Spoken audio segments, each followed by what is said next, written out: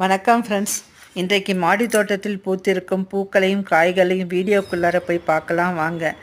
சுண்டைக்காய் பறித்து நம்ம தோட்டத்திலேயே வந்திருந்த சின்ன வெங்காயம் கருவேப்பிலை கொண்டு செய்த புளிக்குழம்பு நல்லா இருந்ததுங்க.